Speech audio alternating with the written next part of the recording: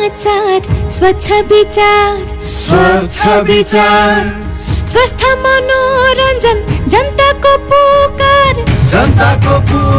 राष्ट्र लोकतन्त्र र मानव अधिकार, विकास र शान्ति न्यायको पहरेदार। यो रेडियो देशान्तर,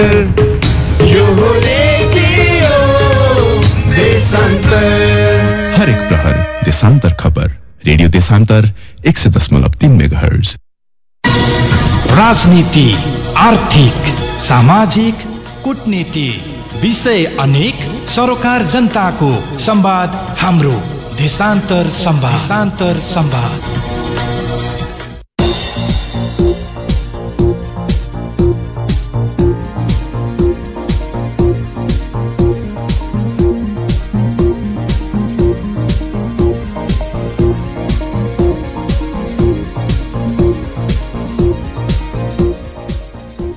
नमस्कार श्रोता, कार्यक्रम देशान्तर संवादका साथ उपस्थित भइसकेको छु म मुक्ति बाबु रेग्मी। देशान्तर संवाद रेडियो देशान्तर 100.3 मेगाहर्जका साथै देशान्तरन्यूज.कमबाट पनि संसारभर प्रसारण भइरहेको छ। देशान्तर संवादमा हामीले समसामयिक विषयमा कुराकानी गर्छौं। आज हामीले कोरोना महामारीका बीचमा सरकारले गरिरहेका काम कारबाहीका विषयमा कुराकानी गर्न नेपाली कांग्रेसका केन्द्रीय सदस्य रमेश लेखकसँग सम्पर्क गरेका छौं। उहाँ हाम्रो सम्पर्कमा जोडिनु भएको छ। केन्द्रीय सदस्य रमेश लेखकज्यू, तपाईलाई रेडियो देशान्तरमा स्वागत छ। धन्यवाद, धेरै धन्यवाद। के छ खबर पछिल्लो तपाईको? अब देशभरि नै लकडाउन छ, देशभरि नै एक खालको महामारीको परिस्थिति छ। अब देश नै सबै जस्तो स्थितिमा हुनुहुन्छ, म पनि त्यस्तै स्थितिमा छु। अब यहीँबाट विभिन्न मिटिङहरू, विभिन्न संवादहरू, कुराकानीहरू भइरहेका छन्। लकडाउनका थप अनुभवहरू म एकैछिनमा तपाईसँग कुरा गर्छु। त्यसभन्दा पहिले अहिले जुन भारतले कब्जा गरेको भूमि फिर्ता ल्याउन भन्दै राजनीतिक नक्सा सरकारले जारी गरेका छ र प्रधानमन्त्री केपी शर्मा ओलीले हिजो संसदको रोस्ट्रममा उभिएर जसरी पनि त्यो भूमि फिर्ता ल्याउँछौँ भनेर उद्घोष गर्नुभएको छ। यो चाहिँ पछिल्ला घटनाक्रमलाई चाहिँ कसरी विश्लेषण गर्ने? पहिलो कुरा त के हो भने लिम्पियाधुरा, लिपुलेक, कालापानी यो भूभाग नेपालको हो, त्यसमा कुनै दुविधा छैन। किनभने सन् 1816 को सुगौली सन्धिले काली नदी पूर्वको भूभाग नेपालको हो भनेर भनेको छ र काली नदी पश्चिम तत्कालीन ब्रिटिस शासन थियो भारतमा उहाँहरूको भन्ने कुरा प्रष्ट रूपले सुगौली सन्धिमा उल्लेख भएको हुनाले काली नदी भनेको लिम्पियाधुरा बाट आउने नदी हो। त्यसो भएको हुनाले लिम्पियाधुराको पनि पश्चिमबाट हो। त्यसो भएको हुनाले काली नदी भनेको लिम्पियाधुरा, लिपुलेक र कालापानी भन्दा पश्चिमको नदी हो। त्यसमा कुनै दुविधा छैन। यसमा धेरै ज्यादा छलफलको आवश्यकता छ जस्तो लाग्दैन। सिधा कुरा के हो भने 1816 मा सुगौली सन्धि हुँदाखेरि नेपाल र तत्कालीन ब्रिटिस शासन थियो भारतमा, ब्रिटिस इन्डिया कम्पनीको शासन भन्थे जसलाई, र नेपालका बीचमा सन्धि भयो। त्यो बेलाको नक्साले काली नदी सिधै लिम्पियाधुरा पश्चिम देखाएको छ। त्यो नक्सा पनि ब्रिटिसहरूले नै बनाएको हो। सन्धि पनि नेपाल र ब्रिटिसका बीचमा भएको हो भने त त्यही काली नदी हो। त्यसो भएको हुनाले त्यो भूभाग नेपालको हो। पहिलो कुरा त्यसमा दुविधा छैन। अर्को कुरा अहिले सरकारले जुन नक्सा सार्वजनिक गर्ने लिम्पियाधुरा, लिपुलेक र कालापानी लगायतको नक्सा चाहिँ त नेपालको भूभागमा देखाएर सार्वजनिक गर्ने भनेर नेपाल सरकारले निर्णय गरेको छ। यो निर्णय सकारात्मक छ, स्वागत योग्य छ। किनभने त्यो नेपाली भूमि हो, नेपालमै हामीले उपभोग गर्नुपर्ने भूमि हो। त्यो काम ठिक भएको छ। अब यसलाई के भने नेपालले नै त्यो भूभागबाट भारतीय सेना हट्नुपर्ने र त्यो भूभाग नेपालले अविच्छिन्न रूपले आफ्नो उपयोगमा, आफ्नो उपभोगमा ल्याउनु पर्ने काम बाँकी छ। त्यो काम चाहिँ त हामी सबै मिलेर गर्नुपर्छ। कसरी गर्ने त्यो काम? भारतले मानेन भने के हुन्छ? हामीले गर्नुपर्ने कुराहरू त अन्य थुप्रै छन् नि। हामी त यति बेला काठमाडौँमा बसेर नक्सा त जारी गर्यौँ, तर त्यहाँको ग्राउन्ड रियालिटी त अर्कै छ। ठिक हो, यहाँले महत्त्वपूर्ण कुरा भन्नुभएको छ। मूल कुरा के हो त भन्दा अहिले यो परिस्थितिको सिर्जना कसरी भयो भन्ने कुरामा जानुपर्छ भन्ने लाग्छ मलाई। जस्तो उदाहरणका लागि यो भूमि हाम्रो हो, यो नेपालले फिर्ता लिनुपर्छ, त्यहाँबाट भारतीय सेना हट्नुपर्छ भनेर हामी सबैले भनिराखेका हो। फेरि यसलाई चाहिँ त अहिले मैले अलिकता के देखिराखेको छु भने यसलाई चाहिँ त एकदमै कसले जसलिने भन्ने होडबाजी गरेको अनि चाहिँ त एकदमै राजनीतिक रूपले यसको व्याख्या भइराखेको पनि मैले देखिराखेको छु। त्योभन्दा पनि मूल कुरा के हो त भन्दाखेरि जसरी उदाहरणका लागि म यहाँलाई भन्न चाहन्छु, सन् 15मा यानि कि 2072 को जेठ 1 गते भारत र चीनका बीचमा बेजिङमा लिपु लेकमा भारत र चीनले चाहिँ त दुई देशका बीचको चाहिँ त ट्रान्जिट पोइन्ट बनाउने यानि कि एउटा चाहिँ त आवत जावतको मार्ग बनाउने भन्ने खालको सम्झौता भयो बेजिङमा। त्यो बेला नेपालको प्रधानमन्त्री स्वर्गीय सुशील कोइराला हुनुहुन्थ्यो र सुशील कोइरालाजीको सरकारले तत्काल भारत र चीन दुईटै देशलाई लेखेर नै त्यसको विरोध गर्यो र के भन्यो त भन्दा त्यो भूमि नेपालको भूमि हो, त्यसका नेपालको भूमिमा तपाईहरु दुईजनाले जुन सहमति गर्नु भएको छ त्यो सहमति हाम्रो त्यसमा सहमति छैन र त्यो सहमति बेठिक भएको हुनाले तपाईहरु त्यसलाई कनेक्सन गर्नु भनेर सुशील कोइरालाको सरकारले सन् 2015 यानि कि 2072 सालको जेठ महिनामा दुईटै देशलाई पत्र लेखेर पठाएको। मैले भन्न खोजेको के हो त भन्दा त्यो भूमि हाम्रो हो, त्यो भूमि फिर्ता लिनुपर्छ, त्यो भूमिबाट भारतीय सेना हट्नुपर्छ भन्ने कुरा यो सबैले भनिराखेको निरन्तर उठिराखेको कुरा हो। यो एकदमै अहिले अनायास अचानक नयाँ कुरा आएको विषय होइन पहिलो कुरा। दोस्रो कुरा के हो त भन्दाखेरि 2015 को घटनापछि केही समय पहिला मलाई लाग्छ यो गएको कार्तिकको महिनामा भारतले लिम्पियाधुरा, लिपुलेक र कालापानीलाई आफ्नो नक्सामा हालेर भारतको नक्सा जारी गर्यो। भारतको नक्सा जारी गर्ने बित्तिकै नेपालमा जनस्तरबाट नै व्यापक विरोध भयो। सबै राजनीतिक दलले त्यसको विरोध गरे, सञ्चार माध्यमबाट विरोध भयो, त्यसको नागरिक समाजबाट विरोध भयो, आम जनताबाट त्यसको विरोध भइसकेपछि नेपाल सरकारले प्रधानमन्त्री केपी शर्मा ओलीजीले बालुवाटारमा सर्वदलीय बैठक बोलाउनु भयो र त्यो सर्वदलीय बैठकको म पनि साक्षी छु, किनभने म पनि गएको छु। हाम्रो आदरणीय नेता पूर्व प्रधानमन्त्री पार्टी सभापति शेरबहादुर देउवाजी जानुभएको छ कांग्रेसको नेतृत्व गरेर, वरिष्ठ नेता रामचन्द्र पौडेल जानुभएको छ, पूर्व महामन्त्री कृष्ण सिटौलाजी, पूर्व परराष्ट्र एवं पूर्व अर्थमन्त्री डाक्टर रामचरण महतजी र म चाहिँ त त्यो बैठकमा गएका छौँ। त्यहाँ स्पष्ट रूपले नेपाली कांग्रेसले हामीले हाम्रो धारणा राखेका छौँ के त भन्दा लिम्पियाधुरा, लिपुलेक र कालापानी हाम्रो ठाउँ हो, हाम्रो भूमि हो, त्यसलाई फिर्ता लिनुपर्छ। त्यसका लागि सरकारले जे पनि निर्णय गर्छ, जुन ढङ्गले अगाडि बढ्छ, हाम्रो त्यसमा समर्थन रहन्छ, सहयोग रहन्छ भनेर नेपाली कांग्रेसले मात्रै होइन। भन्न खोजेको यो प्रकरणमा राष्ट्रिय सहमति छ, हामी तपाईँ सरकार अगाडि बढ भनेर सुझाव त सबै दलले दिएका हुन् नि, होइन? एक्ज्याक्टली, मैले त्यसै कुरामा म आउँदैछु। मैले आग्रह गर्न खोजेको के हो भने पछिल्लो समयमा एउटा राष्ट्रिय सहमतिको परिस्थिति बन्यो। सम्पूर्ण राजनीतिक दलले सरकारलाई यो भूमि हाम्रो हो, यो भूमि लिनका लागि तपाईँ प्रयत्न गर्नुहोस्, अगाडि बढ्नुहोस्, हामी सबैको सहयोग रहन्छ र यसका लागि नेपालले आवश्यकता अनुसार यो भूमिलाई आफ्नो नक्सामा राखेर नक्सा पनि जारी गर्नुपर्छ भनेर एउटा सर्वदलीय सहमति बन्यो, एउटा राष्ट्रिय सहमति बन्यो। आजसम्म यो मुद्दाका बारेमा यसरी राष्ट्रिय सहमति बनेको थिएन हो।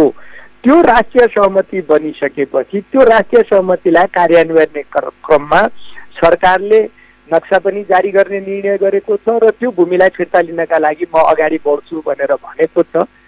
भर्खरै संसदमा प्रस्तुत भएको नेपाल सरकारको नीति तथा कार्यक्रममा त्यो कुरा उल्लेख भएको छ। मैले अघि नै भनिसकेँ यो कुरा सकारात्मक छ, यो कुरा चाहिँ त स्वागत योग्य छ, यो राम्रो कुरा हो, यसमा हाम्रो सरकारलाई पूर्ण समर्थन। तर सरकारमा रहेको राजनीतिक दलले अहिले यही कुरालाई जस लिन खोजिरहेको जस्तो भनेर विभिन्न टिप्पणीहरू पनि हुन्छन्, त्यो पनि हो? अब यसो चाहिँ हेर्नुहोस्, राजनीतिमा जस लिने कुरा भइ नै हाल्छ, जस लिने होड हुन्छ, जस लिने चाहिँ त दौड हुन्छ, जस लिने प्रयास गर्दा केही बिग्रेन। अब त्यसमा मेरो भन्नु केही छैन, तर इतिहास पनि बिर्सिनु भएन भन्ने होला नि त।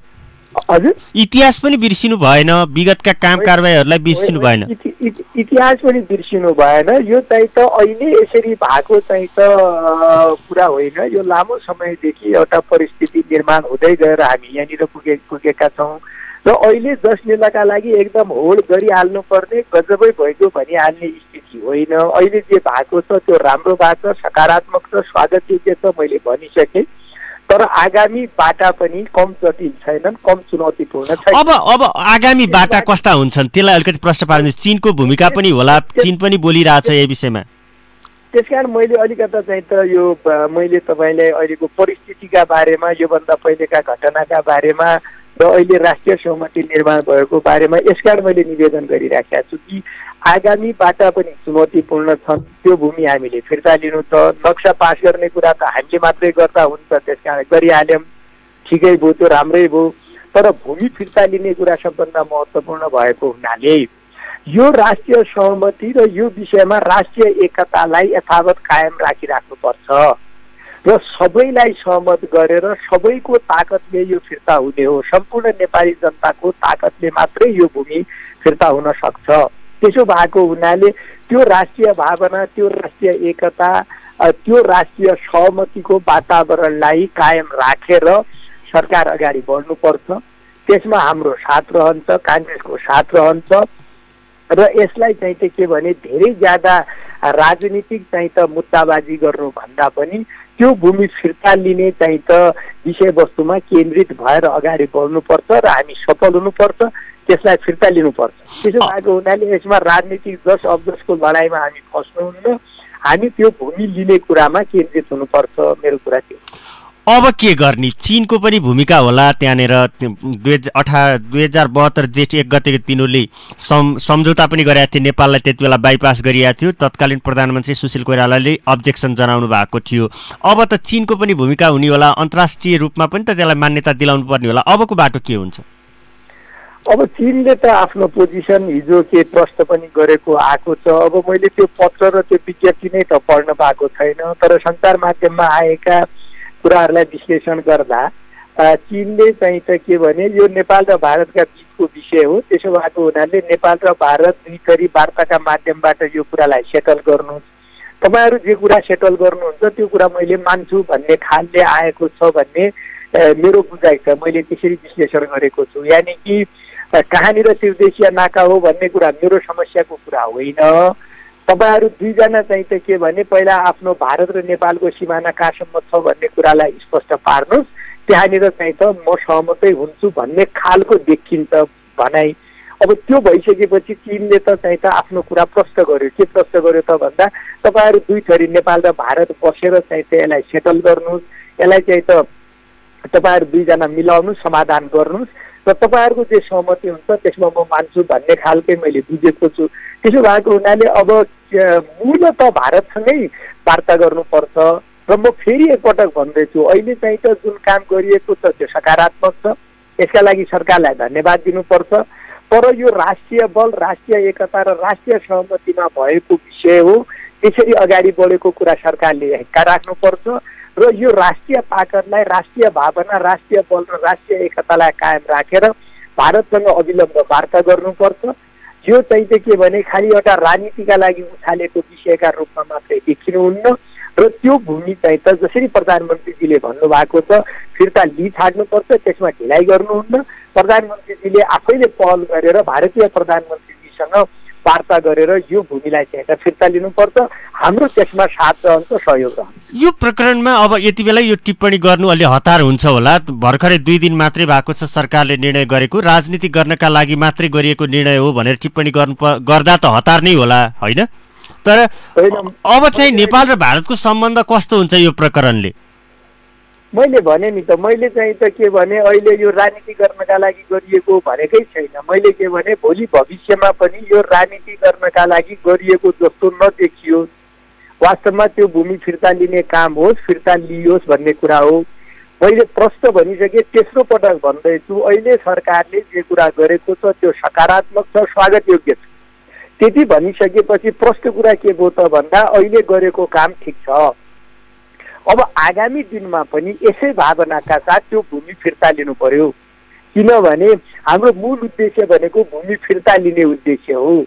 हाम्रो नक्सामा मात्रै देखाउने हाम्रो उद्देश्य होइन। हाम्रो साध्य भनेको त्यो भूमिलाई लिपुले लिम्पियाधुरा, लिपुलेक र कालापानीको भूभागलाई फिर्ता लिएर नेपालको अविच्छिन्न उपभोगमा त्यसलाई लिने हो, भारतको सुरक्षा फौज त्यहाँबाट हटाउने हो, भारतको अतिक्रमण त्यहाँबाट समाप्त गर्ने हो। हाम्रो मूल उद्देश्य त्यो भएको हुनाले त्यो उद्देश्य प्राप्तितर्फ अगाडि बढ्नुपर्छ।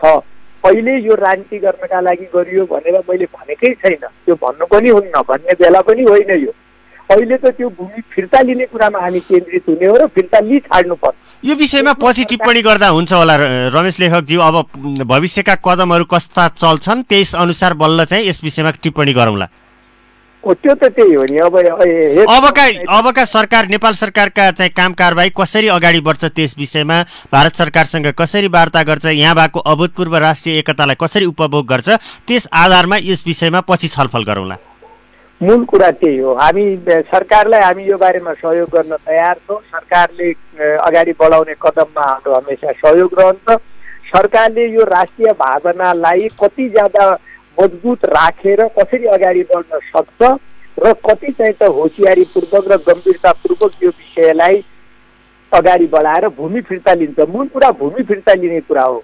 भूमि फिर्ता लिने कुरामा सरकारको चाहिँ त कति काम कुरो अगाडि बढ्छ त्यो हेरेर मात्रै यसको मूल्याङ्कन गर्ने हो। अहिले चाहिँ त के भने यो राजनीति हो, यो चाहिँ त सरकारले गरेको कुरा बेठिक छ भन्ने यो समय पनि होइन, त्यो कुरा चाहिँ त उचित पनि होइन। अब हामी कोरोनाका कुरा गरौँ। कोरोना महामारीका बीचमा अहिले सरकारले गरिरहेका कामलाई चाहिँ कसरी मूल्याङ्कन गर्ने? सरकारले गरेको कोरोनाको सम्बन्धी काममा सरकारले गरेको लकडाउनको कुरा ठिक छ, यो कुरा ठिक थियो। मैले सरकारले प्रारम्भको दिनमा लकडाउन घोषणा गरेको दिनमा पनि बोलेको छु र भनेको छु लकडाउन गर्ने कुरा ठिक छ भनेर। तर लकडाउन बाहेकका अरू कुनै पनि कुरा सरकारले ठिक गर्न सकेनन्। लकडाउन गर्ने भनेको देशलाई बन्दी बनाउनका लागि गर्ने होइन, सबै मानिसलाई घरमा चाहिँ त सधैँका लागि थुनिराख्नका लागि गर्ने होइन। लकडाउन गर्ने भनेको केका लागि हो त भन्दा लकडाउन गरेर मान्छेको आवत जावतलाई न्यूनीकरण गर्ने, आवत जावत गर्न नदिने, ताकि कोरोनाको फैलावट, यसको संक्रमण नबढोस्, विस्तारित नहोस्, यो समुदायदेखि समुदायमा फैलिँदै देशभरिमा यो धेरै ठुलो चाहिँ त महामारीका रूपमा संक्रमण नफैलियोस् भनेर लकडाउन गर्ने हो। त्यो रोक्नका लागि तयारी गर्नका लागि लकडाउन गर्ने हो। तर तयारी त छैन। सँगसँगै लकडाउनलाई चाहिँ राजनीतिक कवच मात्रै बनाउन खोजियो भन्ने आरोप छ सरकारलाई। होइन, मैले भने नि त के का लागि तयारी गर्नु पर्छ त भन्दा सबैभन्दा पहिला स्वास्थ्य कर्मीहरू, सुरक्षा कर्मीहरू लगायतका सफाई कर्मीहरू जो यो महामारीमा पनि अग्र पंक्तिमा उभिएर काम गरिराखेका छन्, उनीहरूको व्यक्तिगत सुरक्षाको सामग्रीको जोहो गर्नका लागि, आपूर्ति गर्नका लागि, त्यसपछि परीक्षणलाई व्यापक बढाउनका लागि, परीक्षण लगायतका आवश्यक सामानहरूको व्यवस्थापन गर्नका लागि, क्वारेन्टाइनहरूको व्यवस्थापन गर्नका लागि, आइसोलेसन सेन्टरहरूको व्यवस्थापन गर्नका लागि, संक्रमित मानिसहरू बढिसकेपछि चाहिँ त अस्पतालमा संक्रमितहरूको उचित उपचारको व्यवस्थापन गर्नका लागि, सीमा बाहिर, देश बाहिर समस्यामा पर्ने, विचल्लीमा पर्ने मानिसहरूलाई सुरक्षा साथ इज्जतपूर्वक देशभित्र ल्याउने आवश्यक व्यवस्थापन गर्नका लागि, यी सबै कुराका लागि लकडाउन तयारीका लागि गर्ने हो। तर सरकारले लकडाउनलाई तयारीका लागि गर्ने पूर्व अभ्यासका रूपमा नलिएर सरकारले लकडाउनलाई उपचारका रूपमा हेरे र लकडाउन नै उपचार हो भनेर लकडाउन गरिदियो। न सरकारले परीक्षणलाई विस्तार गर्न सकेको छ, न सरकारले सामग्रीहरूको उचित आपूर्ति गर्न सकेको छ, न सरकारले क्वारेन्टाइनलाई व्यवस्थापन गर्न सकेको छ, न सरकारले आइसोलेसन सेन्टर बनाउन सकेको छ।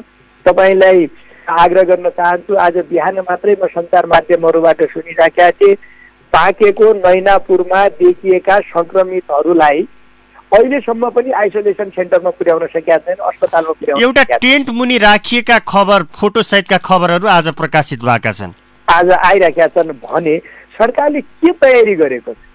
त्यसकारण यो कोरोनाका बारेमा सरकार सर्वदा असफल भइसकेका छ र वास्तवमा कुनै पनि व्यक्तिको होस् कि नेताको होस् कि कुनै पनि संस्थाको होस् कि कुनै पनि जनप्रतिनिधिको होस्, वास्तविक क्षमताको मूल्याङ्कन, उसको वास्तविक ल्याकतको मूल्याङ्कन, उसले वास्तविक गर्न सक्ने उसको इमान्दारिताको मूल्याङ्कन भनेको गाह्रो बेलामा नै हुन्छ। सजिलो बेलामा त सबैले काम गरिराखेकै हुन्छन्, किनभने जनजीवन सामान्य हुन्छ। सामान्य जनजीवनमा सामान्य दिनानुदिनका प्रशासकीय कामहरू त जुनसुकै सरकारले पनि गरिराखेकै हुन्छ कम बेसी। तर मुलुकमा जब सङ्कट उत्पन्न हुन्छ त्यो सङ्कटसँगको लडाइँमा व्यक्तिको संस्थाको पहिचान हुन्छ।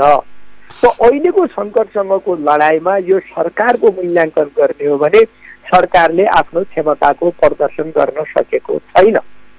के कारणले प्रदर्शन गर्न सकेन? यति बेला त यत्रो बहुमतको सरकार, 2/3 बहुमतको सरकार, सबै कुरा त उसैको हातमा छ। यसले त यति बेला झन् राम्रो काम गर्नुपर्ने थियो नि। के कारणले चुक्यो सरकार? अब सरकारले वास्तवमा न त यो कोरोना कति भयावह ढङ्गले यसको विस्तार हुन सक्छ भन्ने कुरालाई न सरकारले अनुमान गरेको छ, न त्यसलाई बुझ्न कोसिस गरेको छ। अत्यन्त ज्यादा लापरवाही, अत्यन्त ज्यादा चाहिँ त गैर जिम्मेवारीपूर्ण गतिविधिहरू भएका छन्। जस्तो उदाहरणका लागि कोरोनाको यस्तो प्रकोपका बिचमा पनि सामग्रीको ढुवानीमा, सामग्रीको आपूर्तिमा, विदेशबाट कोरोनासँग सम्बन्धित सामग्री र औषधि किन्ने कुरामा भ्रष्टाचार भएको कुरा सुनिसकेपछि अब त्यसपछि के टिप्पणी गर्नु? त्यति मात्रै होइन, आज पनि सामग्रीको अभाव छ, आज पनि परीक्षणको अभाव छ। परीक्षणको अभाव यसकारण छ कि परीक्षण किटको अभाव छ। परीक्षणको स्थिति कस्तो छ भने जुन गतिले परीक्षण भइराखेको छ, दैनिक जति मानिसको परीक्षण भइराखेको छ PCR पद्धतिबाट, यदि यही ढङ्गको यही गतिको परीक्षण गर्ने हो भने नेपालको जनसङ्ख्या यदि 3 करोड मान्ने हो र त्यसको 1% जम्मा 3 लाख हुन्छ। 3 लाख मान्छेको परीक्षण गर्नका लागि 2 वर्ष लाग्नेवाला छ। आज बिहान म सुन्दै थिएँ 1 महिनामा 1 लाख मान्छे परीक्षण गर्ने योजना बनाएको छ सरकारले भनेर। अब त्यो पनि हेरौँ, 1 महिना भने 30 दिन हो, 30 दिनमा आइहाल्छ। कति क्षमताका साथ सरकारले त्यो गर्छ। तर अहिलेसम्मको गतिले के देखिएको छ त भन्दा सरकार परीक्षणको कुरामा, क्वारेन्टाइनको उचित व्यवस्थापनको कुरामा, अस्पतालको व्यवस्थापनको कुरामा यसो गर्नुपर्छ। तथ्य र तथ्याङ्कमा हेर्नुपर्छ प्रत्येक कुरा। जस्तो सरकारले मैले गजब गरेँ भन्दैछ, सरकारले तथ्याङ्कमा भनोस् न त। कोरोना आउनुभन्दा पहिला यो देशमा कतिवटा अस्पतालमा कतिवटा भेन्टिलेटर सहितको सुविधा थियो। कोरोनाको संक्रमण बढिसकेपछि कतिवटा भेन्टिलेटर थपिए, सरकारले त्यो भन्न सक्नु पर्यो नि। एउटा भेन्टिलेटर थपियो कि 10 वटा थपिए कि 100 वटा थपिए कि 500 वटा थपिए, त्यो भन्न सक्नु पर्यो। सरकारले अहिलेसम्म कोरोनाका लागि चाहिँ त कतिवटा आइसोलेसन सेन्टर बनेर ती आइसोलेसन सेन्टरमा कति मान्छे राखेका छन्, कहाँ व्यवस्थापन गरेको छ भन्न सक्नु पर्यो।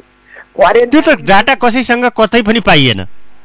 होइन, क्वारेन्टाइनको भनिराखेको छ सरकारले 12,000 मान्छे क्वारेन्टाइनमा छन्, 10,000 मान्छे क्वारेन्टाइनमा छन्। तर त्यो चाहिँ त मैले सञ्चार माध्यमबाट नै जुन फोटोहरू देखिराखेका छु, त्यो क्वारेन्टाइनको स्थिति भनेको कस्तो देखियो? क्वारेन्टाइन भनेको त अलि पिकनिक खाना, पिकनिक स्पट जस्तो देखियो। पिकनिक होइन, त्यो त संक्रमण केन्द्र भएको होइन, भनाइ पिकनिक स्पट तर संक्रमण केन्द्र हो। एकजना मानिसलाई यदि त्यो क्वारेन्टाइनभित्र संक्रमण भयो भने क्वारेन्टाइनमा बसेका जति सबैलाई संक्रमण हुनेवाला छ। त्यो त मैनापुरमा देखिसक्यो नि। त्यसो भएको हुनाले न क्वारेन्टाइनको व्यवस्थापन छ, अस्पतालको हालतहरू के छन्, कुन अस्पतालमा कतिवटा भेन्टिलेटर थपिएको छ। त्यसकारण चाहिँ के भने त्यसै गरिराखेका छु, त्यसै भइराखेका छ, गजब भइसक्यो भनेर। अहिले हामी झन्डै 2 महिनाको लकडाउनमा पुग्दैछौँ। चैत 11 गतेदेखि सुरु भएको लकडाउन आज जेठको 6 गते तपाईँसँग कुरा गर्दा झन्डै हामी 2 महिनाको अवधिमा चाहिँ जनजीविकाका सवालहरू एकदमै ओझेलमा परे, खान नपाउनेहरूको अवस्था एकदमै दयनीय छ। तर सरकारले राहत वितरण गरिराखेको छ भन्छ। अहिले के छ अवस्था, के पाउनुहुन्छ, कसरी मूल्याङ्कन गर्ने? मैले के अवस्था पाएको छु भने अहिले राहत वितरणको कुरा पनि उचित ढङ्गले भएको छैन। पाउनुपर्ने मानिसले राहत पाएको छैन, नपाउनु पर्ने मानिसहरू राहत लिएर गएको जनताको गुनासो छ। सबैभन्दा ज्यादा मजदुरहरू, श्रमिकहरू, दैनिक चाहिँ त काम गरेर बिहान साँझको छाक टार्ने परिवारहरू, मानिसहरू सबैभन्दा ज्यादा विचल्लीमा छन्। विद्यार्थी विचल्लीमा छन्, अपाङ्गहरू, गरिबहरू, एकल महिलाहरू एकदमै विचल्लीमा छन्। उनीहरूको राहत हुन सकेका छैन। हामीले देखेका छौँ काठमाडौँबाट आत्तिएर अत्तालिएर खान नपाएर यहाँ चाहिँ त बस्ने र खाने व्यवस्थापन हुन नसकेका कारणले पैदल मान्छे यहाँबाट चाहिँ त सोलुखुम्बु गएका छन्, काठमाडौँबाट मान्छे पैदल धनगढी पुगेका छ, काठमाडौँबाट मान्छे पैदल विराटनगर सुनसरी पुगेको छ, झापा पुगेको छ। अब हामी के भनिराखेका छौँ भने सबैलाई सबै कुरा दिइराखेका छौँ। अस्ति सरकारको अत्यन्त महत्त्वपूर्ण नेताहरूको भाषण मैले सुनिराखेका थिएँ। अब यो देशमा कोही मान्छे भिख माग्ने छैन, चाहिँ त के भने सडक मानव मुक्त सडक बनाइयो भनेर भनिया छ। मानव मुक्त सडक बनाइया छ भनेको छ। म चाहिँ त ती आदरणीय नेताजीहरूलाई आग्रह गर्न चाहन्छु, शनिबारको दिनमा महाङ्कालमा दुईटा म तपाईँलाई भन्छु, शनिबारको दिनमा महाङ्कालमा वीर हस्पिटलको अगाडिपट्टि जुन शनि मन्दिर छ, शनिजीको मन्दिरमा र चाहिँ त मङ्गलबारको दिन काठमाडौँका विभिन्न गणेश स्थानहरूको बाहिर जाँदाखेरि देखिन्छ। देशमा चाहिँ त के भनेपछि सडक मानव छन् कि छैनन्, मानिस भिख मागेर हिँडिराखेका छन् कि छैनन्, गरिब मानिस छन् कि छैनन्। काठमाडौँबाट पैदल जुत्ता चप्पल नलगाएर मान्छे मेचीदेखि महाकालीसम्म श्रमिकहरू मजदुरहरू पैदल हिँडेर गएकै अवस्थाले देखिसक्यो सरकारले कति व्यवस्थापन गरेको छ भनेर। त्यसो भएको हुनाले कोरोनालाई सरकारले व्यवस्थापन गर्न सकेको छैन। कोरोनाको विषयमा वर्तमान सरकार असफल भयो भन्ने निष्कर्ष हो, मेरो निष्कर्ष त्यही हो। अब चाहिँ विदेशमा रहेका श्रमिकहरूलाई कसरी फर्काउने? अब प्रधानमन्त्रीले हिजो संसदको रोस्टरमा उभिएर भन्नुभयो 45 लाख मान्छेलाई नेपाल ल्याउन सकिँदैन भनेर, तर त्यत्रो मान्छे त नेपाल आउन इच्छुक छैनन्। केही मान्छेहरूलाई ल्याउनका लागि सरकारले पहल किन नगर्ने? अब गर्नुपर्ने हो। अब 45 हो, अब एक्जागरेसन यस्तो गर्नुहुन्न। जस्तो 45 लाख नै मान्छे चाहिँ त नेपाल आउने भनेर भनेको छैन। कुनै कुनै ठाउँमा जस्तो साउदी अरबमा त्यो विषय उठेको छ, दुबईमा त्यो विषय उठेको छ, मलेसियामा पनि त्यो विषय उठेको छ, त्यसरी कुवेतमा खास गरेर त्यो विषय उठेको छ। विभिन्न देशहरूमा चाहिँ त के भने तत्काल चाहिँ त मानिसहरू बेरोजगार भएका छन्, जुन ठाउँमा काम गर्थे त्यो कम्पनी फ्याक्ट्रीहरू बन्द भएका छन्। अब त्यहाँका मानिसलाई चाहिँ त नेपाल फर्किनुपर्ने, नेपालीहरूलाई फर्किनुपर्ने बाध्यता सिर्जना भएको छ। अब उहाँहरूलाई सुरक्षित ढङ्गले देशले फर्काउनु पर्छ, तर फर्काउने भनेको व्यवस्थापनका साथ फर्काउनु पर्यो। उनीहरूलाई ल्याएर काठमाडौँ एयरपोर्टमा छोडेर ल आफ्नो आफ्नो घर जानुहोस् भनेर भन्यो भने त्यो जोखिमपूर्ण हुन्छ। उनीहरूलाई ल्याउनु पर्यो, परीक्षण गर्नु पर्यो, क्वारेन्टाइनमा राख्नु पर्यो, आवश्यकता पर्यो भने अस्पताल राख्नु पर्यो, आइसोलेसन सेन्टरमा राख्नु पर्यो। त्यो व्यवस्थापन त राज्यले गर्नु पर्यो नि त। राज्य चाहिने त्यही भएर होला नि त, सरकार त त्यही भएर चाहिने होला कि मानिसलाई। सरकारले त अभिभावकको चाहिँ त भूमिका निर्वाह गर्नु पर्यो नि। अहिले तपाईँले भारतको सीमावर्ती क्षेत्रमा हेर्नुहोस्, झापादेखि चाहिँ त कञ्चनपुर दार्चुलासम्मको स्थिति तपाईँले हेर्नुभयो भने भयावह छ। दिनानुदिन हामीले चाहिँ त फोन सुनिराखेका छौँ, साथीभाइहरूका कुराकानी सुनिराखेका छौँ।